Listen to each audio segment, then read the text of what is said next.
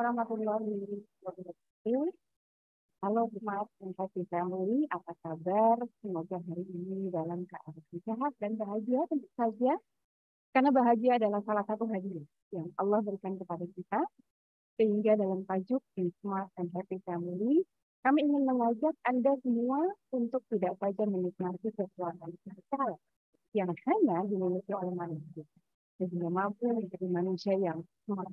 Kami juga bersama-sama membangun kesadaran bahwa kita juga memiliki hak untuk bekerja. Bersama saya Lucia yang saya akan menemani pagi ini untuk memandu acara sekaligus menjadi teman bincang narasumber yang telah hadir bersama kita, yaitu saya memanggilnya Teteh Hanifah Nur Esa. Assalamualaikum Teh, apa kabar? Waalaikumsalam warahmatullahi wabarakatuh. Alhamdulillah, lumayan sehat. Alhamdulillah. Semoga semua keluarga, anak-anak juga. Yang paling kecil sekarang usia berapa bulan nih? 6 bulan sekarang, Bu. Oh, sudah 6 bulan. Udah diajak kemana aja nih? Ya, paling jauh kemarin kemana ya? Sempat ke Jakarta, sempat sekali. Oh gitu, Masya Allah. Baik-baiklah. Baik, Teteh. Dan hari ini saya memulainya Teteh kami. Beliau hadir dalam rangka untuk berbagi tentang konsep apa itu mengeksplor diri Anda. Beliau adalah Ketua Yayasan Bani Hasim Rahayu, kemudian founder Zona Aktivitas, kemudian Certified Fit Alive Trainer. Ya, kayaknya tema ini bisa kita jadikan agenda berikutnya nih, kayaknya nih teknik. Kemudian praktisi talent mapping juga.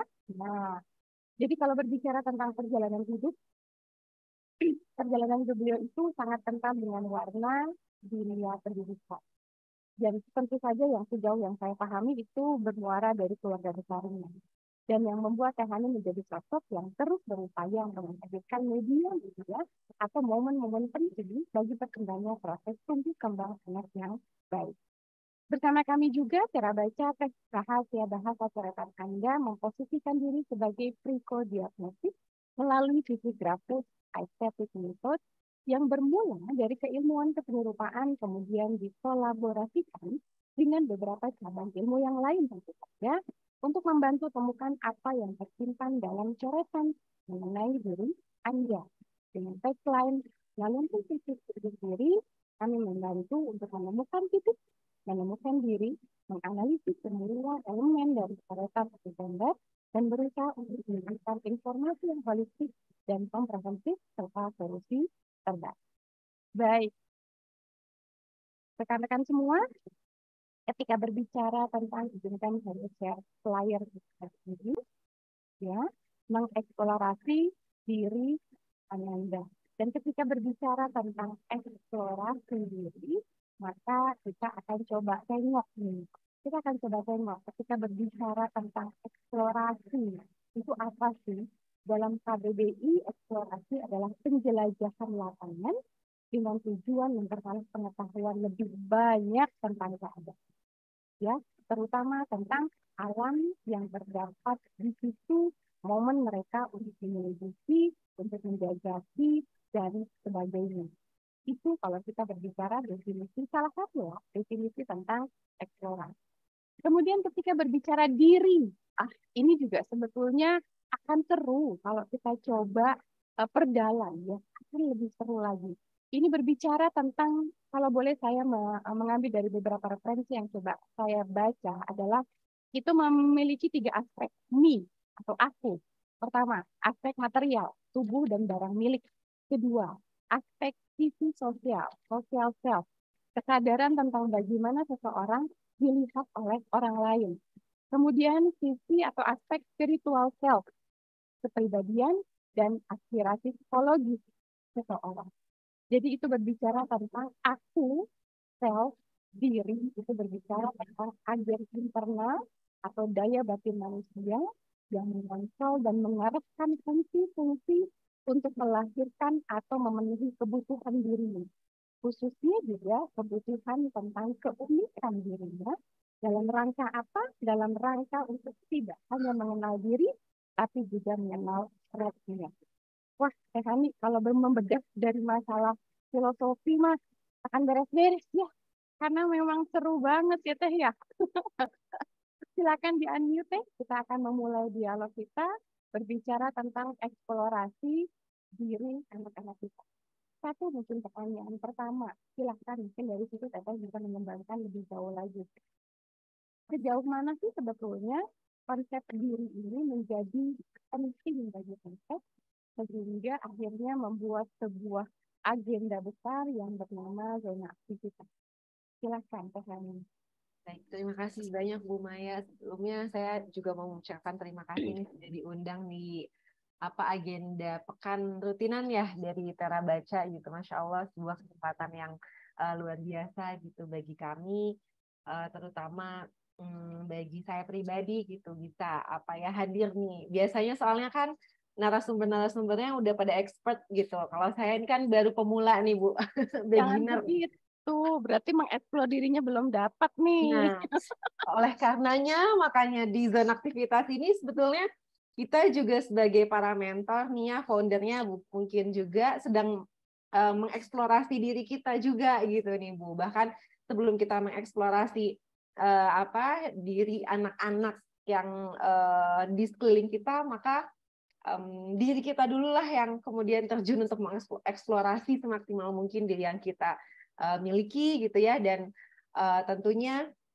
pada akhirnya akan bermuara pada misi yang Allah berikan kepada kita di dunia ini. Jadi kalau tadi pertanyaannya adalah seberapa penting, sebetulnya seberapa penting kita memahami diri itu sama halnya seperti seberapa penting kita mengenal siapa pencipta kita, dan seberapa penting kita mengenal untuk apa kita diciptakan di dunia ini gitu ya, untuk sebagai khalifah fil ard gitu kan, sebagai seorang manusia, dan tentunya nanti turunannya ada sebagai seorang anak dari orang tua yang sudah melahirkan kita, kemudian sebagai seorang yang sudah berkeluarga, mungkin orang tua juga dari anak-anaknya, dan kemudian pada komunitas yang lebih luas lagi gitu ya, dari lingkup keluarga, kemudian lingkup keluarga besar, dan kemudian ke lingkup yang kemudian melebar gitu ya. Jadi kalau kita tidak mengenal diri dengan cukup baik, mungkin kalau bahasa sekarang jadi insecure gitu Bu. Ya, jadi insecure, kemudian abis itu at the end kita jadi kurang bahagia gitu. Nah, tadi kan Bu Maya membahas nih bahwa kebahagiaan itu menjadi sangat penting ya untuk kita rasakan gitu. Tapi nanti mungkin definisi bahagia itu sendiri Bu Maya lebih paham lah gitu ya. Intinya kalau dari eksplorasi diri adalah dengan kita mengenal diri, kemudian kita yakin bahwa ketika kita melakukan sesuatu itu bisa berdampak gitu ya, bisa memberikan manfaat, atau bahkan yang paling penting adalah meningkatkan percaya diri gitu. Jadi dengan kita percaya diri, dengan kita punya sesuatu yang oh iya ini aku banget loh gitu. Oke, it's okay orang lain seperti itu, tapi it's me gitu. Jadi itu yang konsep konsep bahwa aku dilahirkan dengan aku yang seperti ini, dengan segala keunikan yang aku miliki gitu, dan oke, orang lain boleh berbeda, atau mungkin saya boleh berbeda dengan orang lain gitu ya, tapi tetap kita bisa bersama gitu. Mungkin konsep dirinya seperti itu nih Ibu Maya di awal gitu. Nah, betul betul betul banget ya. Jadi memang kalau misalnya di dunia salah satu dunia assessment di LSI, kita pernah mendengar kabar di salah satu pelatihannya bahwa mohon dikonfirmasi kalau memang saya salah menyimak nih. Salah satu bakat dari 34 bakat itu kan self assurance, betul ya, Teh, ya? Kepercayaan terhadap keyakinan diri. Dan itu kalau nggak salah Abah Rama pernah menyampaikan sebagai foundernya, di Indonesia itu hampir sebagian besar tujuh terbawah, itu nggak sih? Iya kan? Jadi bagaimana kita tidak yakin, dan muara dari keyakinan itu adalah mengenal diri. Itu enggak sih? Iya, betul. Bagaimana kita mau yakin kalau kita nggak kenal apa yang kita yakini? Iya, iya betul. Jadi sebelum sebelum apa kita berlari untuk apa untuk ke yang lain tuh memang yang paling penting adalah mengenal diri. Betul banget Bu, gitu. Karena saya juga mungkin ini karena pengalaman pribadi ya, tadi Ibu Maya menceritakan bahwa apa saya berkecimpung di dunia pendidikan gitu ya. Memang sebelum masuk ke apa di sini di dunia pendidikan bersama keluarga, bersama Bapak dan Ibu gitu, saya pernah memasuki satu apa momen di mana memang sedikitnya itu agak cukup bertolak belakang ya dengan dunia pendidikan gitu.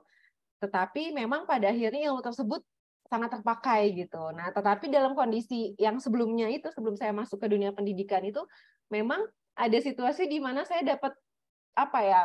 Kalau pressure sih sebetulnya enggak, tapi lebih ke saya punya tekanan. Apakah ini yang benar nih? Ini saya di sini nggak sih gitu ya?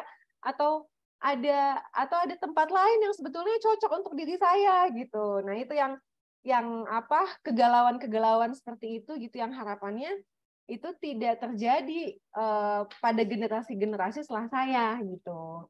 Betul, betul. Kadang-kadang gini tuh, kalau misalnya kita coba mendiskusikan, definisi bahagia pun akhirnya perlu kita next ya di tema berikutnya misalnya. Itu karena ada sebagian pemikiran bahwa ketika berbicara bahagia, maka bahagia itu seolah-olah didefinisikan sebagai sesuatu apa yang akan kita, apa yang akan kita disitulah kebahagiaan itu harus bisa aku dapatkan. Ya. Jadi ketika aku menginginkan sesuatu, kemudian keinginan itu terwujud, maka disitulah aku bahagia. Padahal kan tidak seperti itu. Jadi ketika berbicara kebahagiaan adalah menerima setiap episode yang Allah berikan kepada kita, meskipun di situ ada masalah. Dan ketika masalah itu dihadapi, kita akan bahagia karena kita tahu strateginya. Strateginya dari mana? Dari potensi yang kita miliki. Jadi kekuatan yang kita yang kita miliki sebagai bekal dari Allah. Dan juga mengetahui kelemahan yang kita miliki. Jadi oke, kan kalau misalnya gini lah, kalau saya kalau misalnya membuat sebuah keputusan besar itu bisa saya bikin list positif negatifnya apa. Kalau saya ambil keputusan A, plus minusnya apa, D, gitu ya. Dan ketika sudah terjadi satu list positif dan negatifnya, saya lebih fokusnya malah ke negatif. Kalau positif mah ya pastilah bahagia lah gitu ya. Tapi justru kan kita fokusnya ke negatif ya. Kenapa? Mengantisipasi, betul nggak sih? Ya kan? Iya.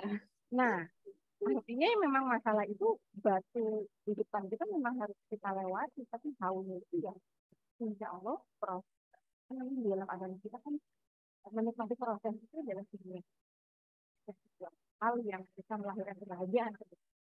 Kan begitu ya Kak ya? Iya.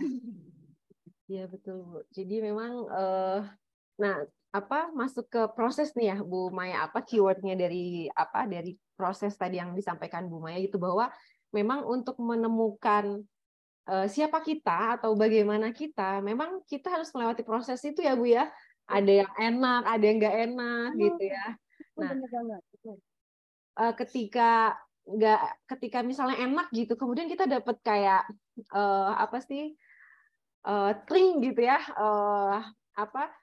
this is me nih gitu. Ini adalah sesuatu yang memang I'm in gitu ya, atau ketika misalnya kita mendapatkan sesuatu yang nggak enak, kalau dari bahasa psikologi sekarang tuh kita terima dulu nih gitu kan rasanya, rasa nggak enaknya kita terima dulu nih. Oh iya berarti aku nggak nyaman nih dengan situasi seperti ini gitu.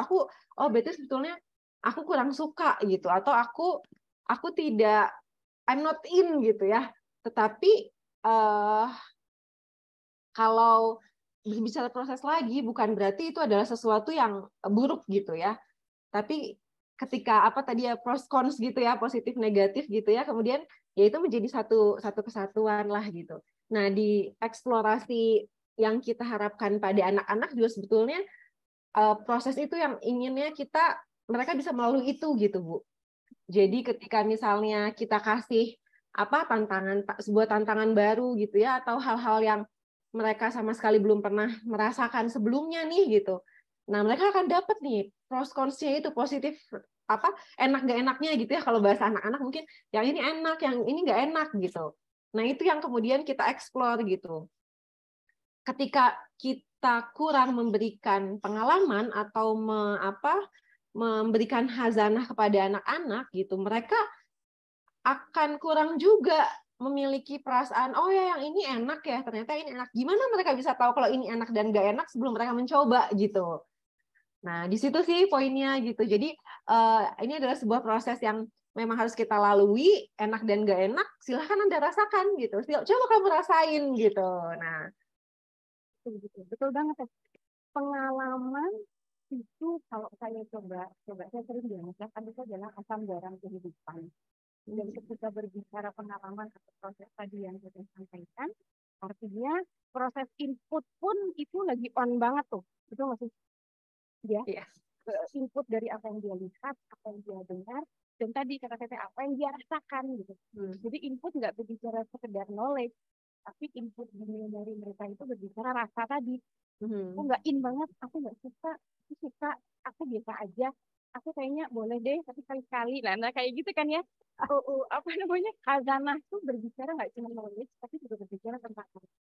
Dan kalau udah berbicara tentang rasa, berbicara tentang knowledge, digabungin, wah ini Pak Edi banget nih ya. Ini full of thinking nih. Mungkin ya Pak Edi, ini bahasa kesadaran saya nih ya. Kekuatan hubungan antara otak sama knowledge itu kan jadi main, benar nggak sih Pak? Dan itu yang coba dihabiskan ya, sepertinya.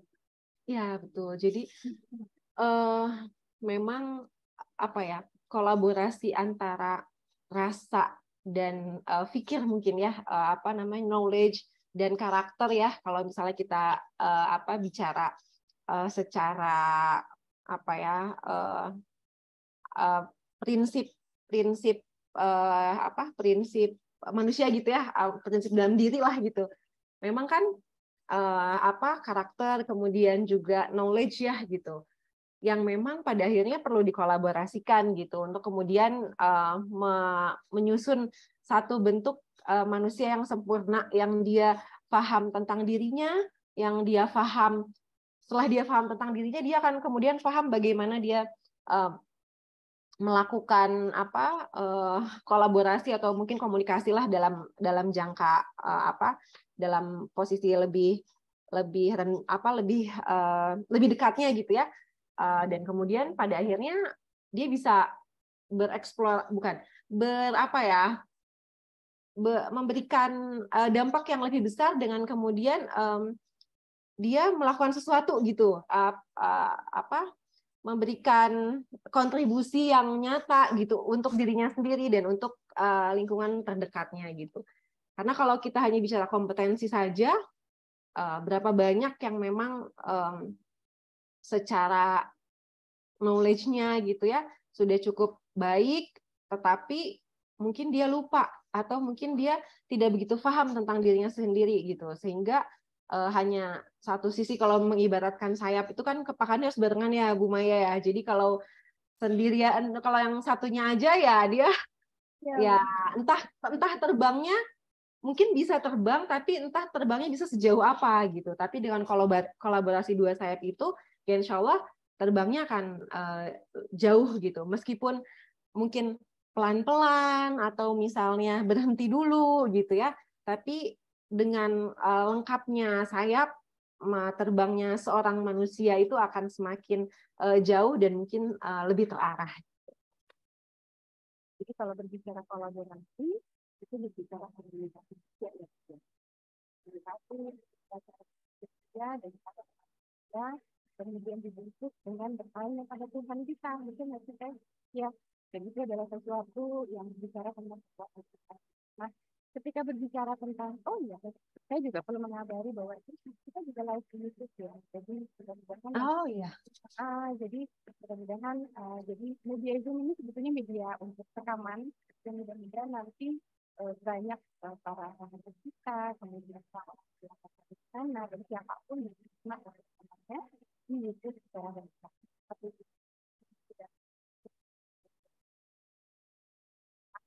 kan tadi aku pagi ya.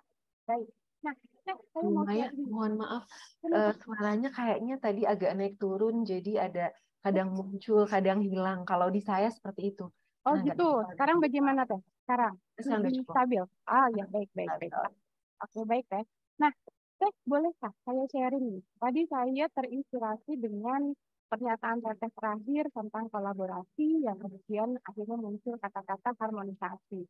Kalau kita berbicara tentang sosok manusia yang paling sempurna, maka Nabi Muhammad SAW adalah rujukan yang paling ideal bagi kita untuk bisa menjadikan indikator bagaimana sosok manusia itu seharusnya. Dan ketika berbicara sosok Nabi Muhammad SAW, maka seperti sebetulnya itu berbicara tentang keseimbangan diri dari sosok yang namanya manusia. Sehingga kalau boleh saya share nih, PS, di dalam dunia Terabaca, kita menggunakan sebuah indikator yang berbicara tentang keseimbangan.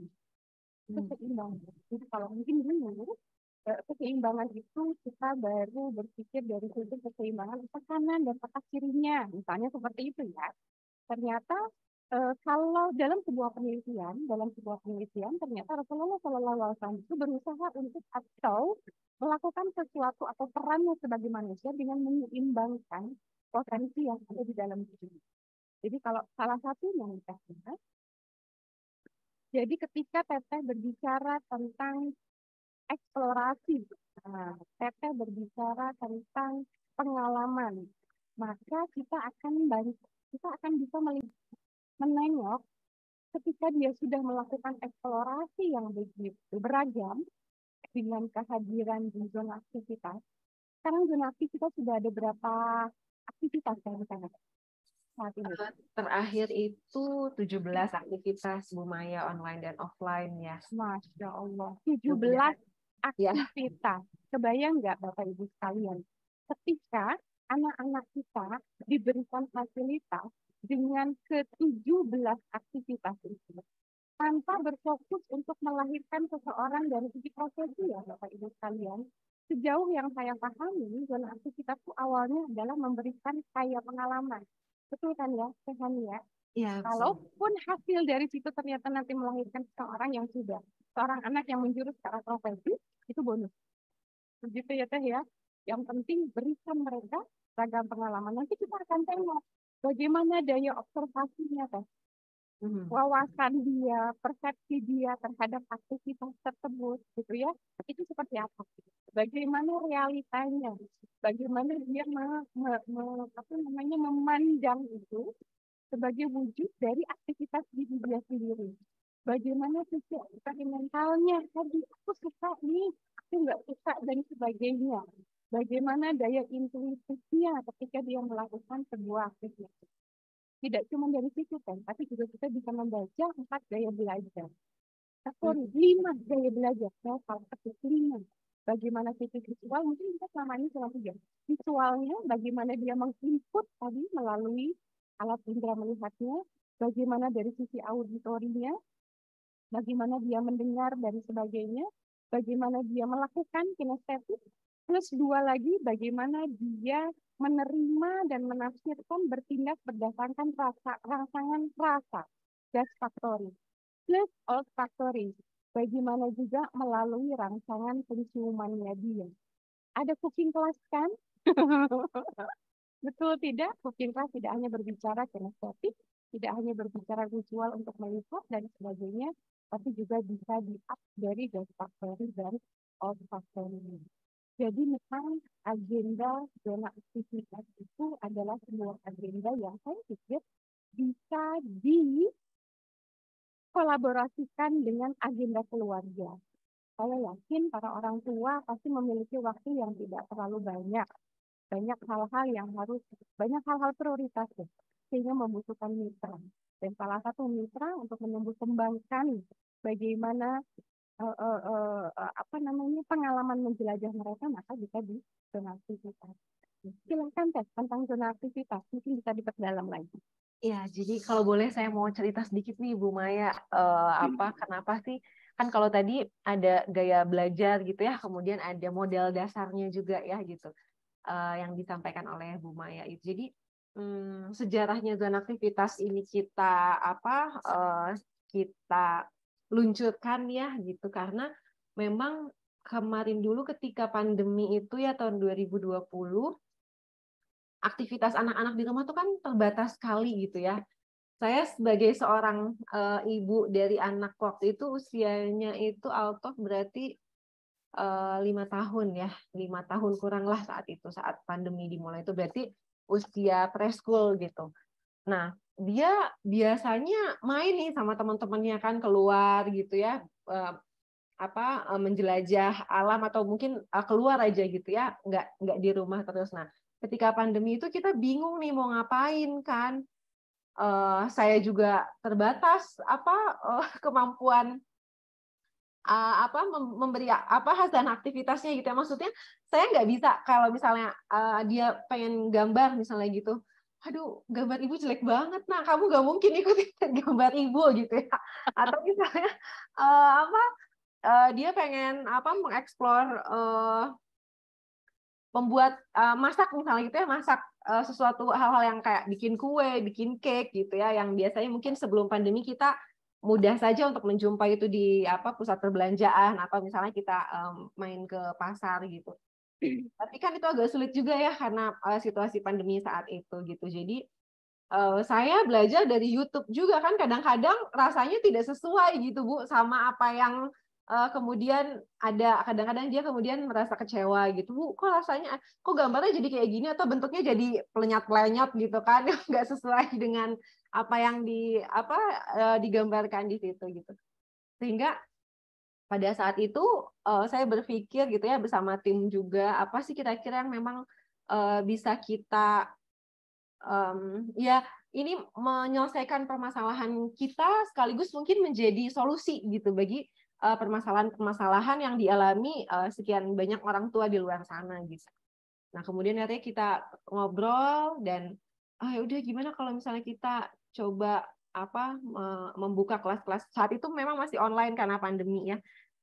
Kelas-kelas online yang pada akhirnya karena orang tua di rumah juga, orang tua bisa mendampingi gitu anak-anak.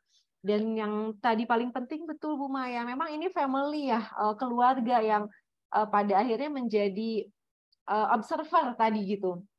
Gimana sih si anak ini gitu saat dia dikasih aktivitas cooking misalnya, kemudian diperbandingkan dengan aktivitas menggambar atau misalnya kemarin ada 3D arsitek ya, membuat arsitek bikin rumah gitu ya, atau bikin lapangan, banyak lah gitu ya kayak arsitek aja gitu gimana. Nah itu yang kemudian orang tua yang punya andil gitu untuk melihat ogah-ogahan gak sih nih anak ketika kamu awalnya oke, misalnya cooking class karena kita ada beberapa pertemuan kan, awalnya dia semangat tapi lama-kelamaan kok kayaknya dia kayak bete ya, kayak males gitu, ini kayaknya kenapa nih, ada apa gitu. Nah jadi sebetulnya ruang eksplorasi ini tuh memang objeknya adalah anak, tapi itu sangat berdampak pada hazanahnya orang tua terhadap anaknya itu gitu. Jadi anak saya mau diapain ya gitu. Atau kemudian kira-kira dikasih aktivitas apa lagi gitu ya yang kemudian bisa memantik rasa ingin tahunya yang lebih besar, atau apakah ini udah sesuai dengan pembawaan dirinya gitu. Kayak tadi misalnya kinestetik ya, visual, kemudian auditori ya Bu Maya ya tadi, dan ada 5 itu kan. Nah, itu kan memang ada yang lebih dominan misalnya di kinestetik, dia 3D arsitek depan komputer terus-terusan, lama-lama dia goyang-goyang terus ya bete gitu. Dibandingkan dengan cooking class yang memang online tapi dia doing something gitu, masukin telur atau apa gitu. Nah, itu kan bisa dilihat di situ gitu. Atau misalnya dengan yang visual misalnya gitu, dia lebih senang melihat gambar-gambar gitu ya, atau kemudian dia lebih senang melakukan sesuatu yang emang dia lihat gitu ya dari visual tuh gitu ya Bu Maya. Mohon dikoreksi jika ada yang kurang tepat ya. Atau kemudian auditori ketika dia melihat ada kakak mentornya sedang bercerita misalnya dari mendongeng gitu ya, atau public speaking gitu. Nah, itu yang kemudian menjadi anak tereksplorasi, dia punya rasa, atau dia kemudian ada input knowledge-nya, tapi bagi orang tua tentu saja itu sangat membantu gitu untuk kemudian memahami ini anak saya ini sebenarnya kemana ya gitu. Nah mungkin itu sih Bu Maya big why-nya nih zona aktivitas tuh kenapa kita pengen menyebarkan virus-virus ini gitu ya kepada para orang tua sekarang gitu, karena semoga dengan anak-anak dari usia yang relatif dini sudah mendapatkan banyak hazanah, sudah mendapatkan banyak input, sudah mendapatkan banyak pengalaman, terutama ya rasa itu, gitu. Mereka lebih mudah untuk kemudian menentukan ini saya. Dan kalau kamu seperti itu nggak masalah, ini saya, gitu. Kayaknya sebelum kita lanjut ngobrol nih, ini ada yang menyapa di chat nih ya, dari Bapak Helmi Darusman. Beliau kalau nggak salah di Sidoarjo. Assalamualaikum. Izin nanya, pada usia berapakah anak sudah bisa mengeksplor dirinya?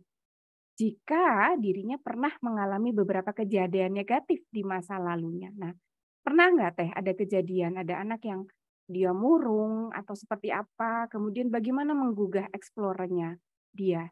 Seperti itu mungkin kurang lebih. Iya. Saya tuh karena saya sebagai mentor juga ya Bu Maya di public speaking ya. Jadi ada satu masa ketika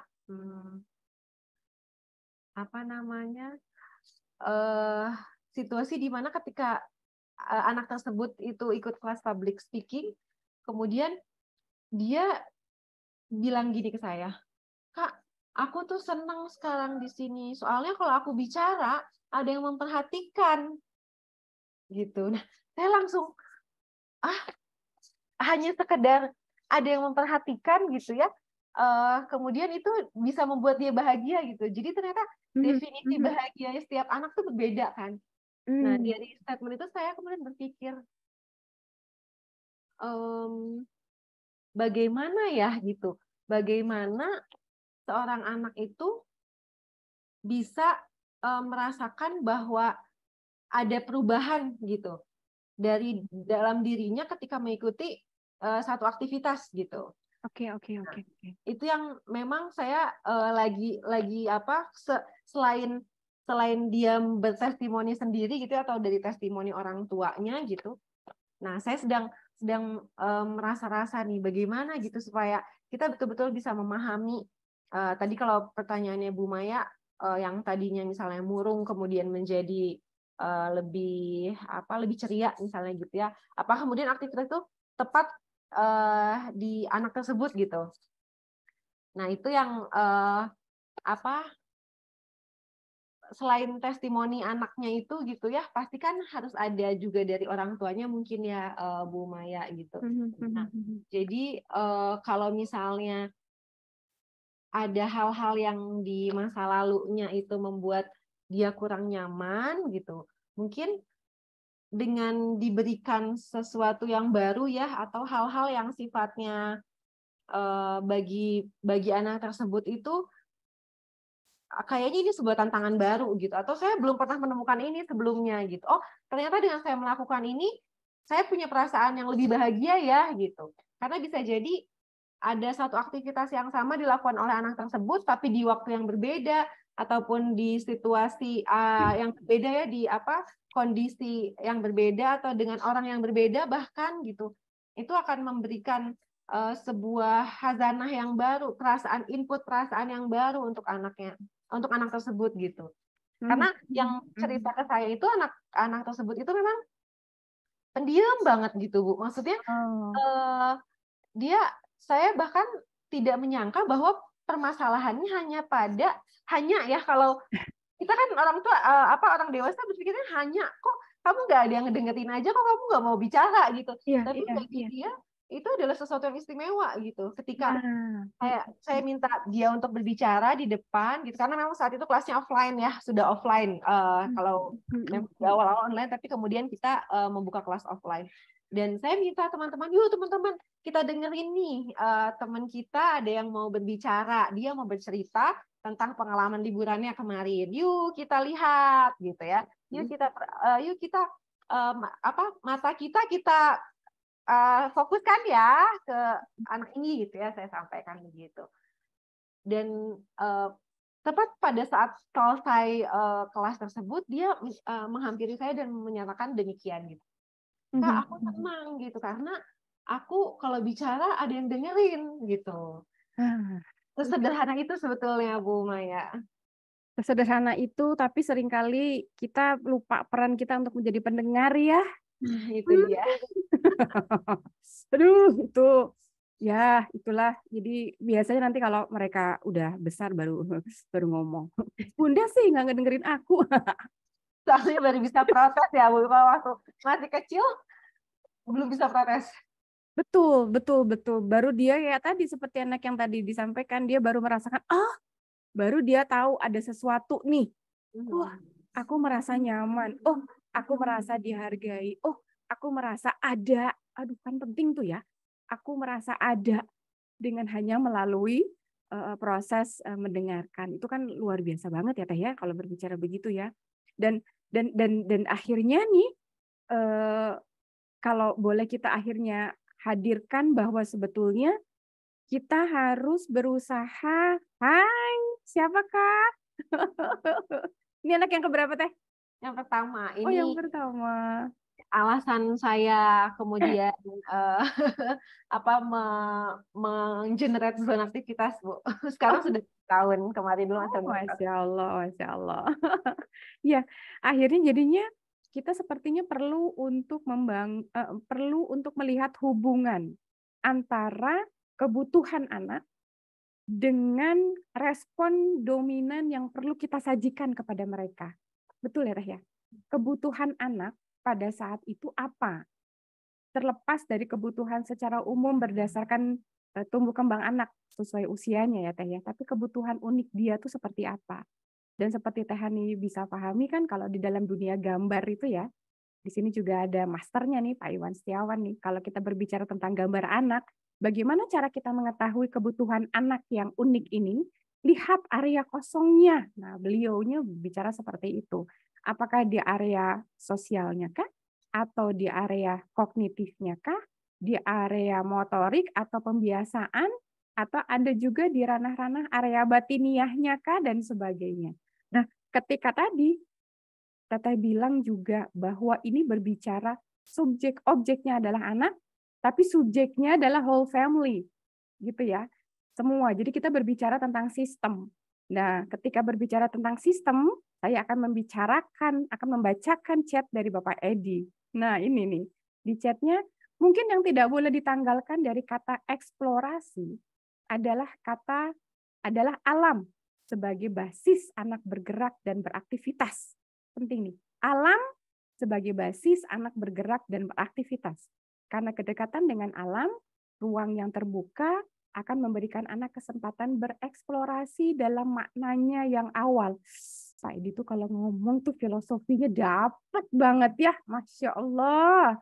Betul-betul. Terima kasih banyak Pak Edi. Ya, betul. Ketika berbicara tentang alam, dan kalau boleh saya hubungkan dengan fitrah yang paling besar iman, fitrah keimanan, maka 0 sampai 7 tahun atau maksimum 10 tahun hubungan dengan alamnya seperti tadi kata Pak Edi itu harus hadir sehingga untuk menyapa Tuhannya tuh menjadi lebih mudah karena alam itu adalah ciptaan Allah yang tidak memerlukan perangkat lain, itu langsung sehingga Masya Allah akhirnya semua fitrahnya bisa tersapa ya Teh ya melalui eksplorasi dengan alam tadi. Iya betul Bu Maya. Oh ya, ini ada pertanyaan Pak Helmi tadi ya yang mungkin belum terjawab semuanya. Saya mohon izin Silahkan.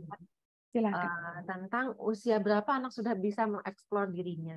Nah, mungkin kalau tadi di usia 0 sampai 7 tahun itu kita kalau tadi kata Bu Maya fitrah keimanan ya dari fitrah based education-nya Ustadz almarhum Hari Santosa gitu. Nah, di usia 0 sampai 7 tahun juga memang kita kan lagi berfokus pada kalau tadi kata Bapak eksplorasi alam ya. Jadi biarkan anak tuh bergerak dan beraktivitas gitu ya. Nah, kalau misalnya ditanya pada usia berapa, mungkin sebetulnya dari usia sedini mungkin gitu kalau misalnya bisa didefinisikan ya gitu, karena eksplorasi, semakin banyak aktivitas yang dilakukan oleh seseorang anak semakin dini atau semakin semakin cepat, mungkin semakin banyak khazanah yang akan dirasakannya gitu. Jadi rasanya tuh kalau ada buku emosi itu, semua emosi mungkin udah bisa dirasakan dengan cepat gitu. Kalau misalnya kecewa atau sedih gitu ya, mungkin jika dia tidak pernah menemukan sesuatu aktivitas yang membuat dia bersedih, mungkin dia tidak tahu gimana rasanya bersedih gitu. Atau ketika misalnya aktivitas yang membuat dia canggung misalnya gitu, canggung karena sebenarnya aku mau tapi kok aku nggak bisa ya gitu, sebenarnya aku suka tapi kok ini susah banget ya gitu. Nah itu perasaan-perasaan itu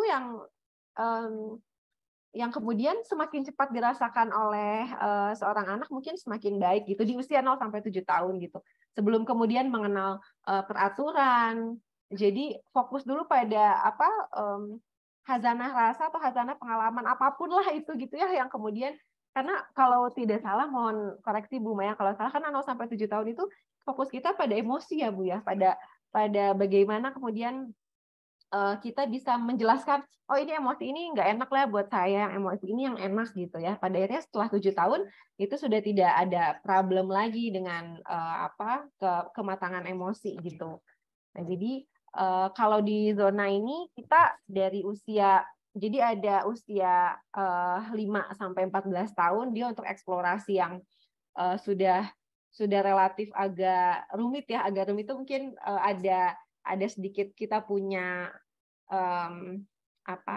sistem yang memang dia ikutin gitu ya. Tapi kalau di bawah situ 0 sampai 5 tahun kita biasanya menjelajah alam sih. Jadi kayak ada playdate gitu ya, atau eksplorasi sensori motori gitu ya, Montessori based gitu. Nah, itu yang mungkin range usianya yang agak di range usia tertentu kita memberikan eksplorasi aktivitas apa, di usia tertentu kita eksplorasi aktivitas apa gitu. Tambahannya. Oke, betul. Nah, Teh, ketika berbicara zona aktivitas, agenda terdekat apa nih, Teh? Oh iya, insya Allah nih kita tanggal 1 Januari, Bu Maya, insya Allah. Terima kasih juga nih dari Tera Baca sudah, alhamdulillah nanti kalau join di zona aktivitas zona jelajah ini, nanti ada kita bisa dapat ini ya Bu Maya, untuk baca gambar ya dari Tera Baca ya. Ya, insya Allah. Masya Allah nih, terima kasih Bu Maya dan tim Tera Baca. Pada tanggal 1 Januari ini kita mau ada aktivitas untuk zona jelajah ya. Jadi anak-anak kita tawarkan, kita kasih lihat nih, kita pamerin apa ya? Kita tunjukkan lah. Kita tunjukkan dari semua aktivitas yang ada di zona aktivitas nih, kita bisa melakukan sesuatu loh dari sebuah aktivitas yang kayaknya sepele gitu. Atau kita bisa membuat kinarya, kita bisa membuat sebuah karya yang ternyata dari menulis itu kita bisa menghasilkan cerita yang itu bisa jadi sejarah, bisa jadi tempat kita untuk mengingatnya itu di suatu hari nanti gitu ya, dengan menulis jurnal misalnya gitu kan, atau misalnya dengan nanti ada crafting membuat gantungan kunci dari makrame, tali yang lagi viral sekarang tuh Bu Maya. Nah itu crafting tuh kan membuat kalau dulu kita rajut mungkin ya, gitu. Iya. Cuman kalau sekarang udah, karena anak zaman now itu dia udah punya bahasa-bahasa yang sebetulnya dulu juga sama begitu, tapi sekarang lebih namanya kekinian ya kekinian gitu. Jadi dari iseng-iseng nih sambil nonton atau sambil ngapain gitu kita merajut itu bisa jadi gantungan kunci gitu, atau aktivitas origami yang hanya melipat-lipat kertas lipat gitu, itu bisa menjadi mainan favorit buat anak-anak gitu ya. Nah itu kita ada sekian aktivitas yang kita miliki, tadi 17 mungkin ya kita rangkum dalam beberapa pos, kemudian anak-anak kita ajak untuk menjelajah pos 1, nanti kinarianya kamu bakal dapat kaos hasil lukisan kamu sendiri loh gitu. Nah, di dalam pos 1 itu nanti kita ada bicara tentang bahasa Jepang, kita bicara ada anak-anak kita ajakin untuk mengenal juga bahasa Korea gitu ya, atau bahasa Inggris gitu ya, yang memang di menggambar itu banyaklah aktivitas yang bisa pada akhirnya oh iya setelah dikolaborasikan bisa loh dapat satu karya gitu. Nah kemudian di pos selanjutnya ada fashion designer membuat pola pakaian gitu ya. Nah itu dalam 30 menit sebetulnya, karena kan ini singkat-singkat ya Bu Maya. Jadi Iya, dalam 30 menit ini apa ya yang bisa adik-adik lakukan gitu, sampai kemudian mereka merasa bahwa oh iya aktivitas yang saya lakukan ternyata kalau kita tekuni, kalau kita jalankan dengan baik gitu ya, kalau kita punya minat di situ gitu, punya passion di situ, itu ternyata bisa menghasilkan sesuatu gitu. Nah, pada akhirnya tadi seperti yang disampaikan Bu Maya di awal, kita berharap aktivitas-aktivitas ini akan mendrive atau mengarahkan anak-anak ini menjadi sebuah profesi yang dia inginkan gitu. Dan itu profesi itu gue banget gitu. Saya nggak masalah kalau profesi Anda misalnya seorang dokter misalnya gitu ya, tapi saya sekarang ilustrator, saya tidak masalah gitu. Nah, beda mungkin dengan beberapa tahun ke belakang gitu ya, kalau ada beberapa profesi yang memang belum bermunculan ya, baru bermunculan sekarang gitu, karena adanya aktivitas-aktivitas baru yang memang pada akhirnya itu bisa menjadi sebuah profesi gitu. Yang tadinya kalau kita mungkin hanya hobi aja atau untuk mengisi waktu luang gitu, atau misalnya hanya sekadar daripada bosen atau daripada nggak ada yang nggak ngapa-ngapain, aku mau nulis diary deh gitu ya. Kalau dulu kan mungkin gitu. Tapi sekarang itu sudah menjadi aktivitas yang pengembangannya banyak sekali dan bisa menjadi profesi gitu. Karena harapannya kan setiap diri kita itu bermanfaat untuk diri kita sendiri dan lingkungan ya. Jadi ketika sebuah aktivitas menjadi profesi, itu harapannya adalah dapat memberikan kebermanfaatan yang lebih luas gitu. Nah, itu dia goalnya. Jadi ketika kamu nanti cita-cita mau jadi apa? Aku ingin jadi ilustrator. Kadang-kadang saya coba untuk memberikan satu sudut, sisi, dan jarak pandang yang lebih luas kepada para orang tua atau para kerabat bahwa ayo kita coba bangun mereka tidak hanya berbicara tentang profesi, tapi juga ada goal yang jauh lebih panjang, yaitu, nak, kalau kamu jadi seorang ilustrator, kira-kira kamu bisa bantuin orang lain kayak gimana? Itu harus sudah dibangun dari mulai sekarang. Betul nggak Teh ya? Sehingga nggak hanya berbicara tentang profesi atau mungkin hanya bukan sekedar ya, karena salary juga kita perlu. Salary, tapi juga ada beyond dari situ gitu.